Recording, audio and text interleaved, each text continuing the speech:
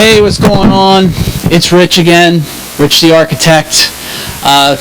Today we're down here in Avalon, New Jersey, and I have a guest here, my client, Chaz Peruto, Peruto Custom Homes, and also Peruto Bayfront Homes.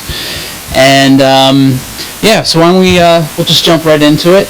I've known Chaz for about 10 years now. He hired me for the first job back in Philly in 2009. For a mixed-use condo building there, and then it eventually led to, I believe this was the seventh house? Sixth or seventh house down at different shore houses down here. That sounds about right. When I just did some of it in my head, there was, this I think was the seventh one we did together. Yeah. So we did a number. We've had some good times because Sandy hit when I don't think when this one was being built. There's a duplex next door here too. You probably see in the background of the video. That was just getting built, starting to get built right when Sandy hit. So we've been doing this for a while. So I'm glad to have Chaz here. So thank you for having me. Yeah. Also, thank you for not giving me any questions or anything to prepare with. So if I end up pausing or saying a lot, I say a lot all the time. So don't worry about that. So I'm Italian. So for anybody who's listening to this as a podcast and not on the YouTube channel, you probably won't understand half of what I'm saying because you won't see my hands. Oh, okay. You talk with your hands. I get it. All right. Well, so why don't we just start into it? Why don't you give me or give the audience a little background, your origin story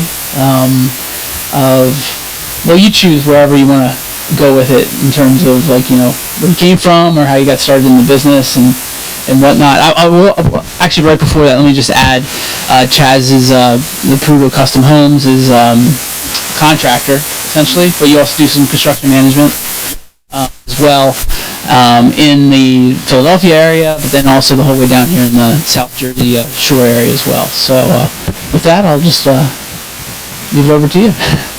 Yeah, I didn't come into this as something that was a clear path right from the start. Most of the people in my family are attorneys, and I actually went to law school, and I kind of decided it wasn't for me back while I was in law school, and I was trying to figure out what to do. And my father, along with some of his siblings, had always invested in real estate, and he owned an apartment complex.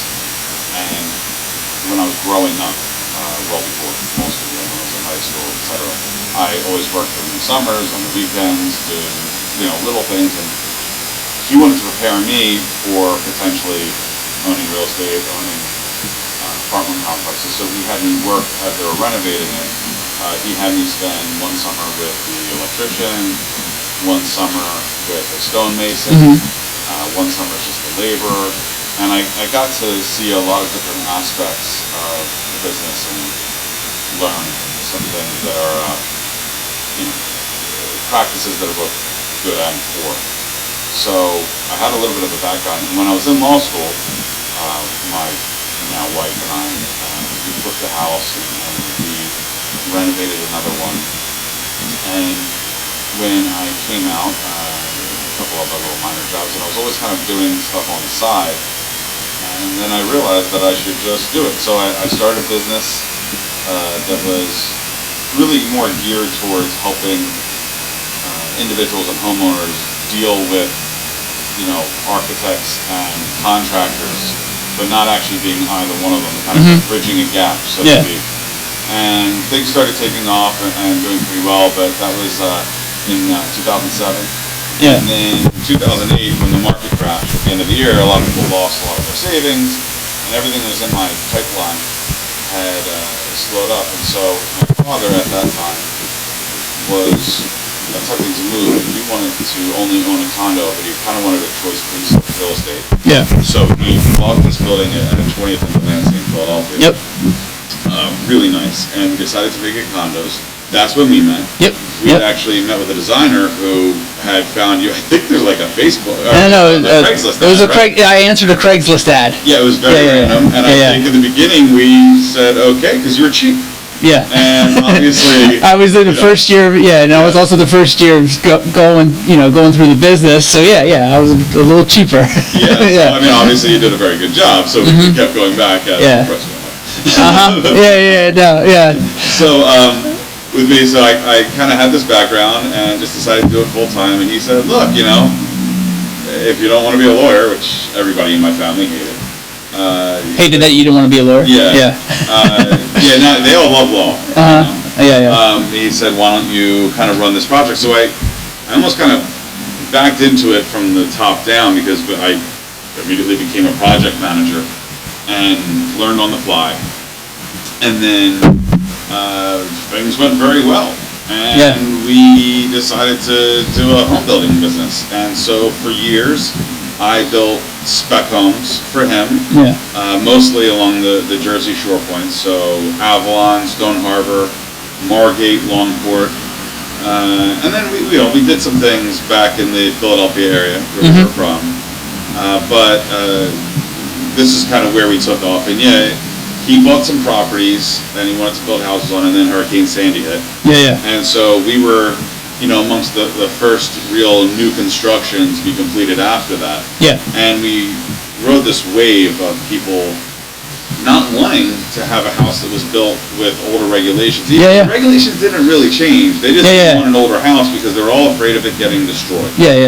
So, like I said, we rode the wave and things started going well, and then I started doing some custom homes for people. I took over a couple homes from builders that had been let go under not great circumstances. Kind of helped out some people there, and then a couple years ago I decided to start my own business, and I was working with him and doing my stuff on my own, and now for a little over a year I've just been completely on my own. I do normal general contracting work, but I also do full home construction and construction management. So kind of all over the place as far as the levels that I've been doing. Obviously some projects get a lot more attention than others. But that's kind of the background here. And so well, one of the things you kind of mentioned a little bit, like we were just mentioning Hurricane Sandy, and I'm looking back at the house behind us when that got built. I always remember like when that hit, how I believe either the pilings were staked out or the pilings were in the ground. So I'm trying to remember which one it was. So the way it went was we had torn down the property that was there. It was one of the old just service shack kind of lodges that was here, and the pilings for the foundational pilings had been delivered. And they were on site, and we were supposed to start driving the pilings, and news of the hurricane happened, and so we were basically just taking all the properties and making sure everything was, the hatches were battened down or whatever they say. Or whatever, and we waited for it to come, and so there was no work done, but the bulkhead, which needed to be replaced, which was scheduled to be replaced, under the weight of all that water, it actually snapped in 3 different locations. And there were people who were living in that house across the lagoon right there, the one that's getting renovated now. They've been living down here year-round for a long time, and they told us that once the problem wasn't when the floodwaters came. It was when they receded, right? And unlike some of these other properties where there was houses, there was shrubbery, there were other bulkheads, etc., that acted like the pour spout on a pitcher. And so all of this water that was on the island was rushing out, and this was one of the points that was probably the highest flow. And they said that the pilings had all started floating. And some of them were rocketing out towards their house. And they were they're like 20-30 feet long. I would say 25 to 35 feet long, and they were absolutely terrified. And when we came back, they were all gone. There were some random things along the property. There was a boat that was on its side. There was a jet ski trailer. There were a couple floating docks that just had come on and pulled back. But there was about a 6 foot deep by 6 foot wide ditch, but it ran the entire 80 or 90 feet of the property. Yeah. From where the bulkhead had snapped, where all the dirt was taken out, etc. And they actually said we couldn't drive the pilings then because there wasn't enough dirt to hold everything in, and there were a lot of delays with that, so we had to get the bulkhead put in. But of course, everybody wanted their bulkhead repaired or put back in. There was a giant mound of floating docks and ramps and boating related items that were all in a giant parking lot over by the 31st Street beach. Yeah. Because stuff was just found all over the island. Yeah. And they didn't know where it came from. Nobody has their name on a dock that's behind the house. But when the water's 4 feet higher than the ground, that stuff came right up over the pilings and just started floating in. Yeah. And then it may have gotten stuck on something. Yeah. So we did have probably a month or a 6-week delay, which hurt us.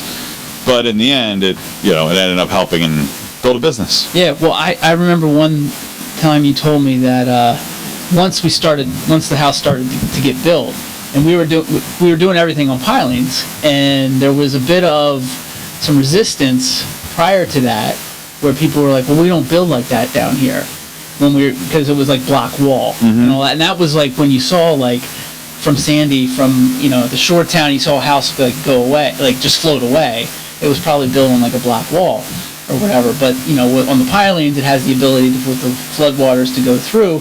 So we did this house, we had it designed to do pilings before Sandy hit, and then it started getting built with the pilings, and somebody from the town was telling you, I believe, that they were going to have people come over here and look at how this was getting built, because that's how they wanted it to get built afterwards. Yeah, after Hurricane Sandy, there was a bit of an overreaction from, I'm not sure who controls it. Maybe it was the Army Corps of Engineers or the Department of Environmental Protection, but with the flood areas and the classifications.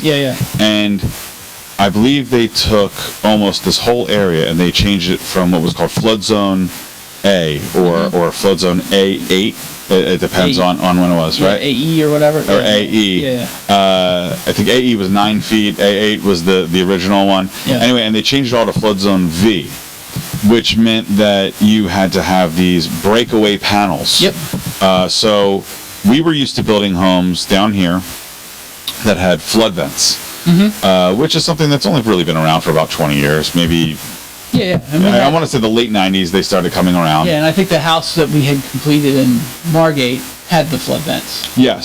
And there were homes back all the way from the 60s that would have some type of flood vent where they would have a little window in the foundation where it would just be a screen and allow airflow. But these, what they call the smart vents, they became much more popular in the 2000s to help dry everything out. But all of a sudden, you had to change that. And so we were, a typical house down here is built with, there's pilings, and then they pour concrete around the top of the pilings with piling caps on them to help them lock in place and create like a grade beam. And then they'll build the house. But we were extending the pilings all the way up. We were still pouring concrete footings in to lock them in place, but we were using that wood to hold up all of our major beams. So it goes up to the first floor level. And everything was tied in. And because we were doing that, it made it much more convenient to build that than with say cinder block pilings that you would create. And so we could take the gaps in between the pilings and build the breakaway panels there. And so as we were doing it, other builders were coming by, and initially people looked at us like we had two heads, like what is it, the Carolinas, and they were like, look, people do this all over the place and we want to do it. And next thing you know, we were one of the models for everybody, and other architects were coming by, structural engineers were coming by asking questions. Did you actually have any issues? Because you handled all of the structural engineering on that, or at least subbing it out to the people who did it. Did they give you any any negative feedback on it when they were like, "What do you mean you want me to build a house like this?" No, the engineer, they were all for it. Okay. They specified that. They never had everything. It was it was always an issue of maybe how much steel they put in. Yeah. Yeah. but yeah, there was no problems on the design end for that. It was kind of like, yeah, that's what the code is, or that's what it calls for, and it's a better design. It's a more durable design. So Yeah, the weather down here plays a huge factor in your timing and the turnaround time for it to be really more of like a summer resort town. yeah, Everything starts in September, and everybody wants it delivered by May. yeah. It's not a lot of time to build a house. Yeah. So one of the reasons we originally did it is not necessarily to save money, but we thought it would be easier because you don't have to wait for the concrete guys to come through and all the masons to do all their work before you start really framing. You get these piles in the ground, you can start framing, they can come in afterwards. Yeah. And do it based on the weather. Yeah. And now a lot of people are doing it. There are some issues with it. You can't necessarily just change a layout on the fly when all of your point loads are designed to come down onto pilings. Yep. It's a lot easier when it's just a big concrete wall that, made out of block and backfill. Around. Yeah, you could just shift it and be like, no problem. Yeah. But so we had to do a little bit as we tweaked a couple things as the house went on. But no, it was a good move. Yeah, and I would say a couple of the houses, the bigger one we've done in Margate on the bay, was probably closer to some of the stuff that I had to do documentation wise. So I had there's a piling layout plan. It's much closer to when I used to work on big commercial jobs, where that was the same thing was happening. We'd have column locations were very specific, where they needed to be, and so some of the documentation I had to do for pilings was very similar to some of the bigger stuff there that I worked on in the past. So and the other thing too that I think about is back then during the sandy times was when you were saying it was overcompensating. Everybody was probably going a little bit greater. We had the one house in Stone Harbor that probably, I don't know, I've never checked, but might be 2 feet higher than it really needs to be. Because that was a weird time too, because there was a new regulation that passed. There's actually two houses where we were able to take advantage of it a little bit. So Stone Harbor, their zoning only allows for 2 stories. It's the same overall height. So you can have really high ceilings, but you can only do 2 stories. Yeah. And they also would classify the floor that has the garage as the first floor. So if you wanted to park underneath a house and call it a garage, you can only build 1 story above that of finished space. Right. You can only finish what was above the floodplain plus 4 feet or whatever it is. Yeah. So at that time, it changed to flood zone V over there, and we jumped on it because the original design we had been doing for the house had the garage cut out on part of the first floor. It took away. And then by raising it, the crawl space, so to speak, became 9 feet or 8 feet. It was huge. Yeah. And it was huge. Yeah. And we said we wanted to put a garage door on there, and they said, look, you can't have it be a garage. It goes against our zoning code. We said, well, it's just storage with a garage door. Yeah. And they said, okay. So we ended up getting a lot more square footage out of the house, and the people who own it, they park there. Right. Yeah. They might not be technically allowed to, but they park there without any issue. Yeah. And then a similar thing happened with a large house that we built in Margate. Now that one was on the bay, just like a lot of these other homes. The company was called Peruto Bayfront Homes. That was the brand name for the Bayfront models.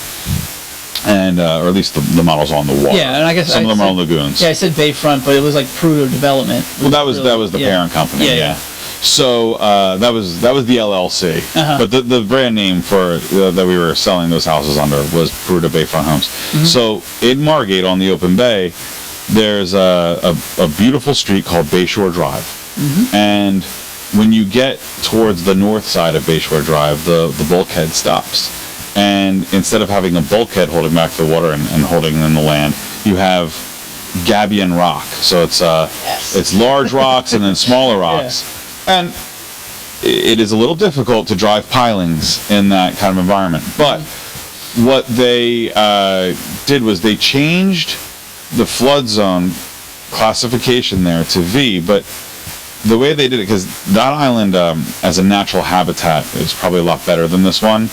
And the lowest point on that entire island is probably a little bit higher than the highest point on this island. It's one of the reasons it was developed first, way back in the early 1900s or late 1800s. It's the island that has Atlantic City on it, and it became very famous for those of you not in this area from Boardwalk Empire. I believe there were people who lived in Longport and Margate along the points. Anyway, so they changed the classification, but it was only for half of the property, and that allowed us to make it kind of a split level. And normally you say, oh well, a split level, it ruins it sometimes. It creates cooler rooms, but it ruins the flow. But on that one, it really made it much better. And it made it so that the deck came up high, and there was this giant overhang up top, and really high ceilings. And then you came down with the staircase, and it made it a very grand bay side of the house. And people really loved it. In fact, I believe that one made it was like a national, one of those companies made like the House of the Month or the House of the Week. It was like a New York Times or New York Post or something. We didn't even know. And people were asking me, like, how'd you get on that list? I was like, I don't know.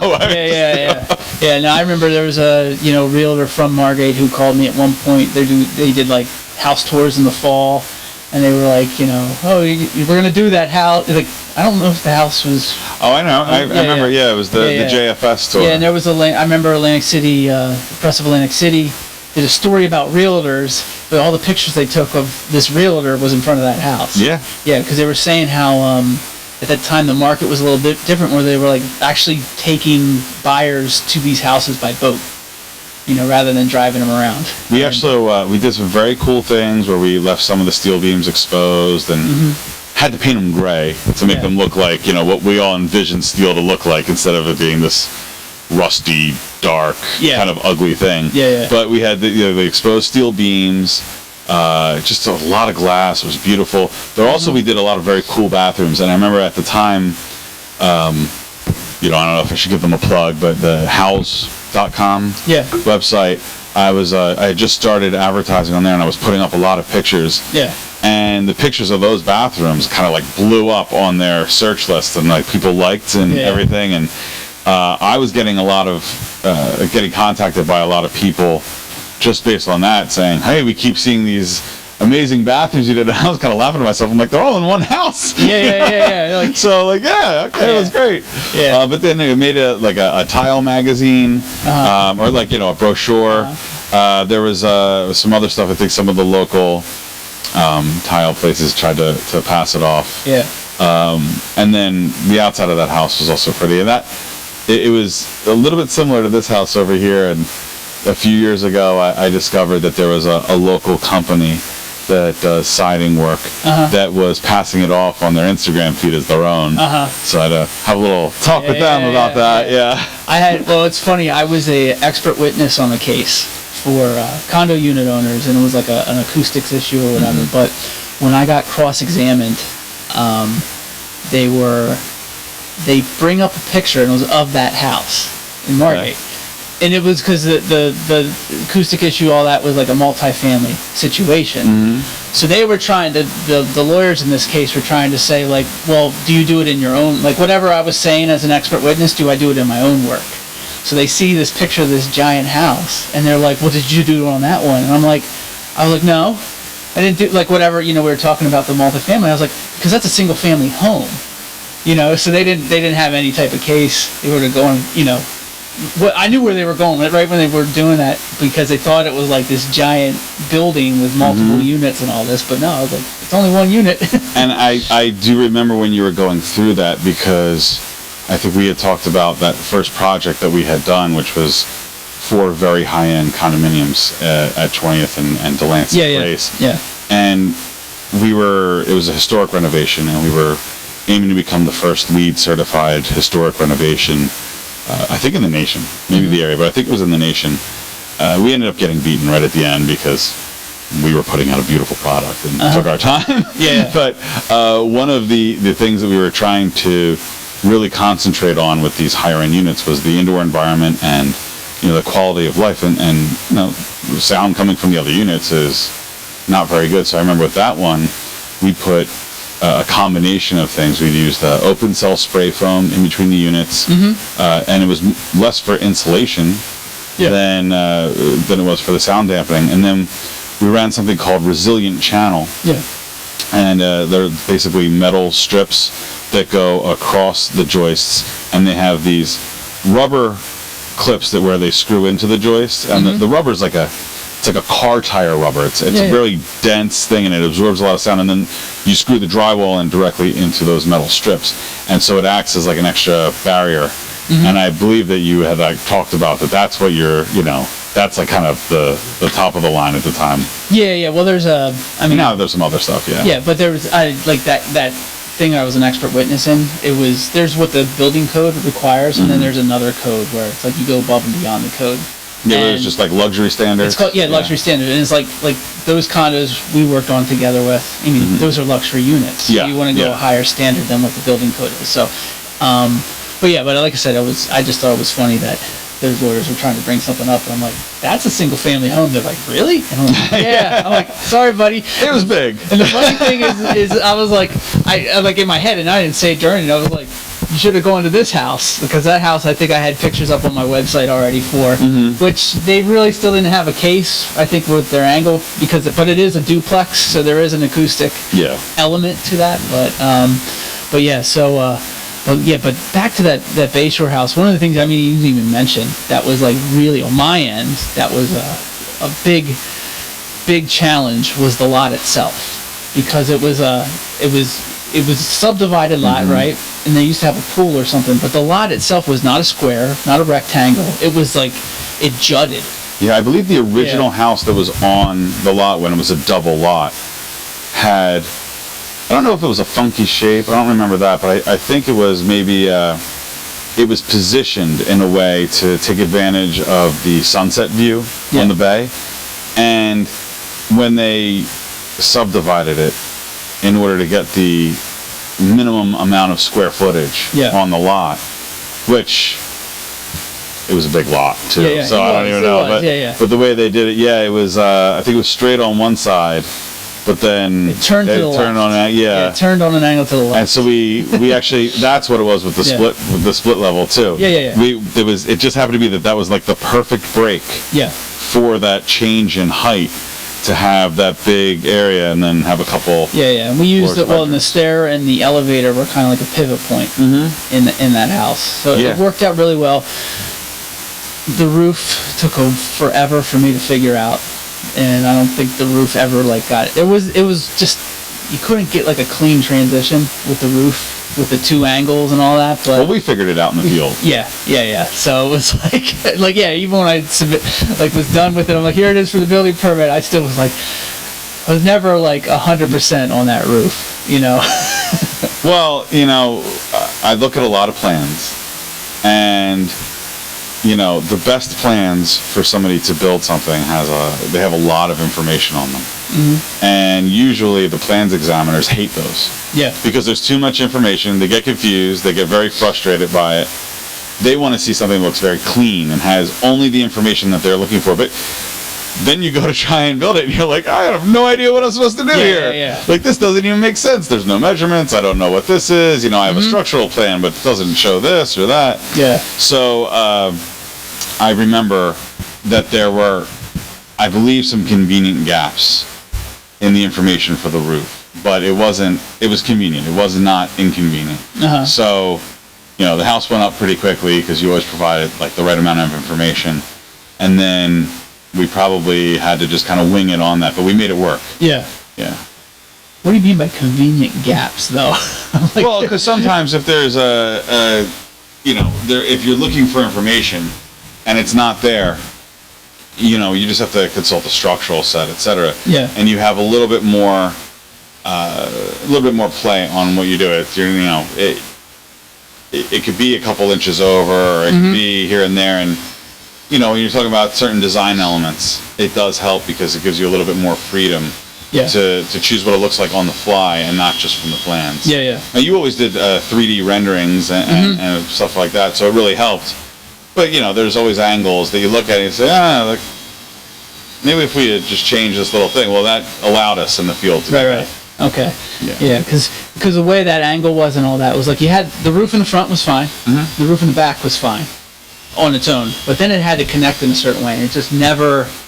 The way the angles worked and how to properly slope it to You know for what the water I think to get it off was when now that you're actually triggering something. It was because of the slopes and the valleys and the way the roofs met, and it was a little confusing with regards to the gutter and downspout situation. Yeah.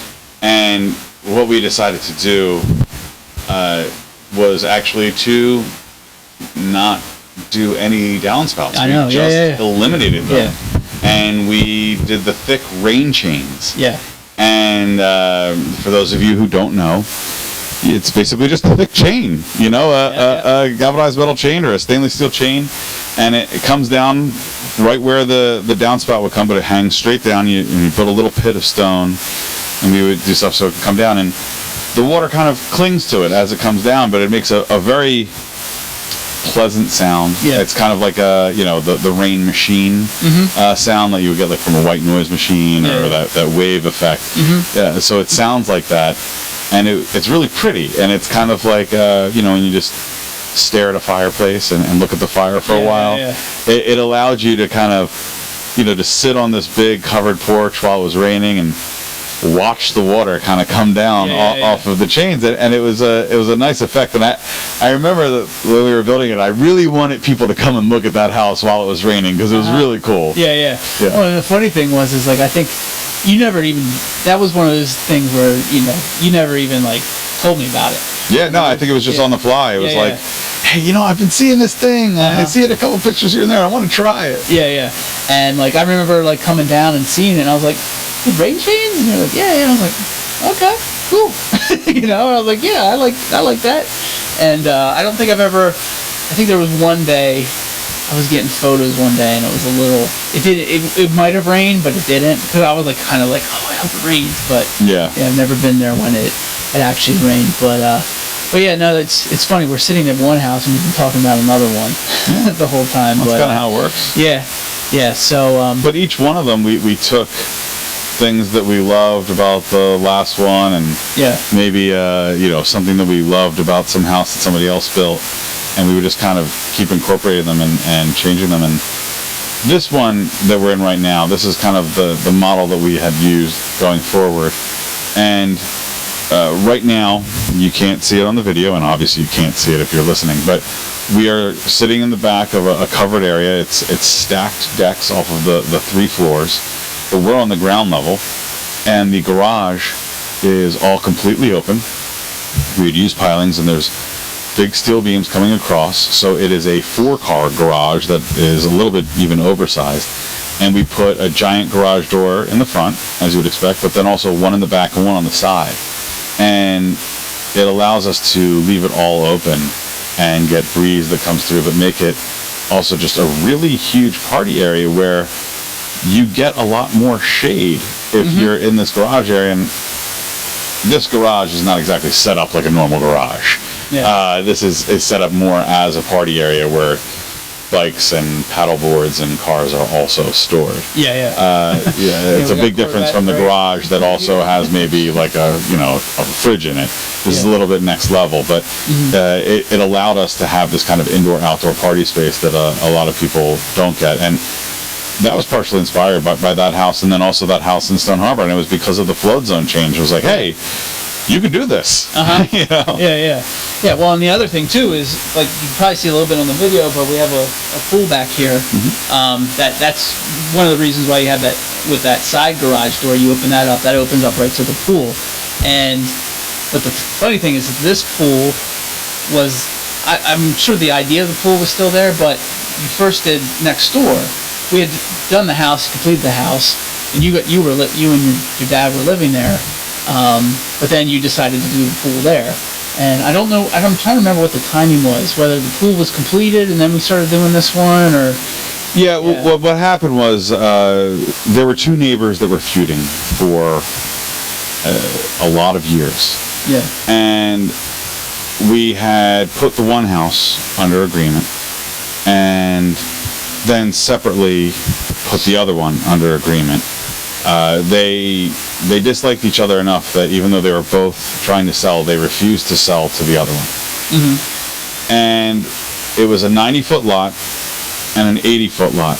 And our idea was to subdivide it into two 50s and a 70.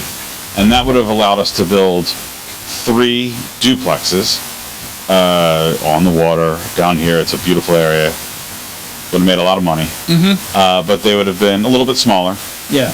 And so we built the first one, and we got approval from the CAFRA, the Coastal Area Flooding Regulations.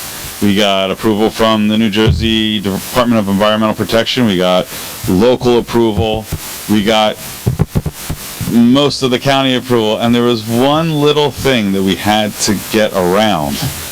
And it was the number of curb cuts and a couple other things there. Plus, there was a walkway that they wanted us to add in to give public access outside. With the 2 duplexes. I forgot about that. And we fought that. We eventually won on that one, but we couldn't get past this Cape May County regulation that they had not enforced in years, but they had just started enforcing it. It was like a public park thing. Well, there was that was part of the CAFRA thing, but it was that this road here, Ocean Drive, is technically a county road. Right. It's one of the emergency roads, and they didn't want anyone backing onto the road coming out of your driveway. So imagine in your house, if you have a driveway, you pull into your driveway and your car is already facing that way, and the town says, no, you can't do this because then you'll have to back onto the road. And it's like, well, you've been doing that your whole life. Yeah. But they just said no, and they would not budge. We tried to get political help. We tried to do other stuff, and it didn't work. And so we couldn't physically fit the amount of driveway space that we needed. And nobody had ever imagined that we were going to have to go through that. Yeah. It was we looked at the big things and not this little small thing. Yeah. And in the end, we decided we weren't going to be able to do it. It wasn't going to be worth fighting it any longer. We had to make money on it, right? So we decided to just build this much larger home here, another duplex, but this one is 2/3 on one side, 1/3 on the other. Like a heavy duplex. Yeah, and then since we had already had the 20 feet left over from the other property, we put a pool on it, and we built this small garage to store some stuff, and had a big bar in the back, kind of cabana style, that came out, and I'm pretty proud of that one too. It turned out really well. But we had that one, and we definitely had that pool while this was being constructed. And now we have the pool here, and it's is it? I'm trying to see. The house doesn't necessarily. I guess the house kind of comes right to the edge of it. There's a nice decent walkway. This house was designed with the pool. As part of the original design. The other house wasn't. It was it was kind of thrown in. Yeah, but like the second floor of the house kind of comes right to the edge of where the pool is. Yeah, it doesn't quite overhang. I always kind of thought it overhung a little bit, but you had actually, I believe, designed it so that we could have had the pool have a little area that comes over closer to the garage door. But then that was the homeowner saying, make the pool smaller, give me a little bit more surface area. So and you have a couple like deck so you can lay out chaise lounges. So but no, it's I'm piggybacking here. I'm finally getting the finished photos of this too. This is actually the first time I've been here when it's finished 100%. Okay. Yeah, I was telling you earlier, I was like off the air that I was over in the summer. I was kind of here just walking by, but not in. This is the first time I've been in the house. I live in this one. Yeah. My father owns this one, so we got a free place to stay. Yeah. With my kids, we actually had our own house that was a vacation home that we had sold because he wanted us to have our kids around here a little bit more. Yeah. But then I also did live in that house right there. They're the only 2 houses out of the ones that I've done with you that I've ever lived in. But it's convenient because we're right here. Yeah. But it's funny too, because like every house that I've worked with you guys on, it was always like, I think it was always designed in mind that you guys might move into it. Well, you know what? I was Always the building them. option. I was help designing them, but my father was the client on that one because they were his investments. Yeah. And he likes to do everything the way he wants it. Yeah. So, and I will just end with, it was nice today too, because as I was coming in and bringing the equipment in and all that, I got to meet the neighbors. Yeah, they're great people. Duplex. It was, well, I guess it's the owner's parents were here, but it was like, oh, hey, yeah, I was Chuck and Chaz's architect, so I guess in a way I'm your architect too, so how's that, and they seem to enjoy their, Yeah, we lucked out with them. Yeah. You never know when you if you buy one half of a duplex, or you've developed it to live in one half and you're trying to sell the other half, you're always a little bit nervous about who your neighbors are going to be. We really lucked out. Yeah. I did have an issue with neighbors on one of my properties, but well, that's probably another whole podcast. Oh, sure. Yeah. When we can talk about neighbors, like, hell yeah, I could tell you some stories about mine as well right now, or some older ones. But I actually remember that we had family friends who had real issues with their neighbors, and my mother and my stepfather, it was like their best friends. And I remember they were building a house together when they were just engaged. He didn't want to live in like the house that my parents had together, kind of thing. And I remember him saying like over and over, like, I'm never even gonna talk to the neighbors. I don't want to see them. Put up a hedge. Do whatever. I want my privacy. And then it turns out that all their neighbors are like their best friends. They live on this cul-de-sac and they love it. Yeah. So no, it's like I have we have the farm, and it's like it's a little bit different, but they're still within eye shot, and our neighbors across the street, they have horses and stuff, and it's kind of nice because it's like I come down to get my mail and there's horses right there, so it's good. So probably are like, I bet you were over a half hour. Like I told you, a half hour. We're probably like, let's see, we're probably a good amount of time here, so let's. Well, I talk a lot sometimes. Yeah, well, and I know me too. So, but yeah, to wrap it up, like I prefaced you on this is, I do a song every time for each episode. So as the guest, you get to choose a song, and then later on I'll add it to the tail end of the podcast. So. Well, you put me on the spot, and I have been thinking about it. I don't really have one chosen right now, so enjoy this song that he's about to play. Oh, I got to pick it now. Okay, all right. So it'll be a secret, or Chaz will just email me one later, and then I'll put it in later on. So Chaz, again, thanks for having you on. Thanks for being on. Thank you for having podcast. Me. And we'll shake your hands, and maybe you come back some other time, and maybe on another project someday. Sure, I'd love to. Never know. All right. Cool. Thanks a lot. All right, guys. So thanks again for Chaz for being here. And this is Rich, the architect. I'm signing off. See you.